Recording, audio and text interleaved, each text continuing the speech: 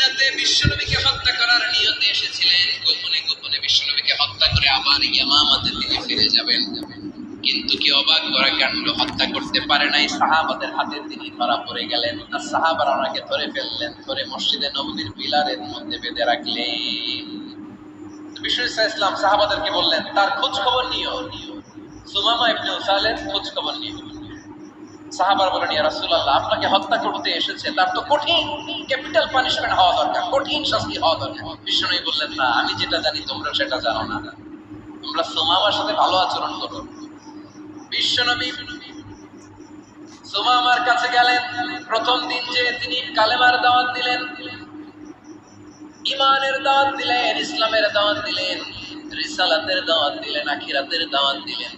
পরের দিন যে বিশ্বনবী সালাতের দাওয়াত দিলেন, যাকাতের দাওয়াত দিলেন, ইসলাম কি, কিভাবে, কেমন করে পালন করতে হয় চমৎকার আর্টিকুলেট করতে শুরু করলেন। তন্ময় হয়ে সুমামা ইবনে উসাল রাদিয়াল্লাহু তাআলা বিশ্বনবীর কথাগুলো শুনতে আরম্ভ করলো।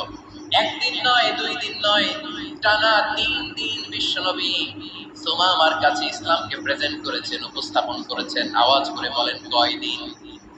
3 দিন। 3 দিন মসজিদে নববীতে বাধা। আর সাহাবীদেরকে বললেন তার খোঁজ খবর নিও, তোমরা যে রুটি বানাও এর মধ্যে সবচেয়ে ভালো আটার রুটিটা তারে দিও, সবচেয়ে রিফাইন্ড খেজুর, যেটা পিওর খেজুর, এটা তারে দিও। আর বিশ্বনবী নিজের উট থেকে দুধ দহন করে ওনার বাড়ির এক কর্মচারীকে বলেছেন দুধ দহন করে সুমামার জন্য নিয়েছি। সুবহানাল্লাহ পড়বেন না? সবাই তো অবাক, ইয়ামামা থেকে আসছে নবীকে হত্যা করতে, বিশ্বনবী দেখে তার জামাই আদর করে। টানা 3 দিন যখন ইসলামের দ্য বিউটিজ অফ ইসলাম, ইসলামের সুমহান বাণী সৌন্দর্য তার কাছে উপস্থাপন শেষ, তাকে আপ্যায়ন শেষ, বিশ্বনবী বললেন সাহাবাদেরকে যাও এবার সুমামার হাতের পায়ের রশি দুটো খুলে দাও।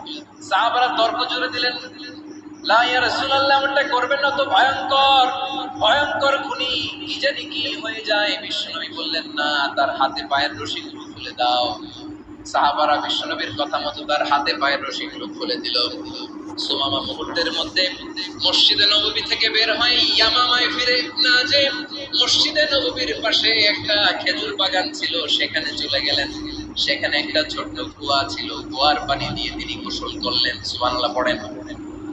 কুয়ার পানি দিয়ে গোসল করে মসজিদে নববীর সামনে এসে বিশ্বনবী এবং সাহাবাদের সামনে দাঁড়িয়ে সাব্বাবা উঁচু করে বললেন আশহাদু আল্লা ইলাহা ইল্লাল্লাহ ওয়া আশহাদু আন্না মুহাম্মাদান আবদুহু ওয়া রাসূলুহু।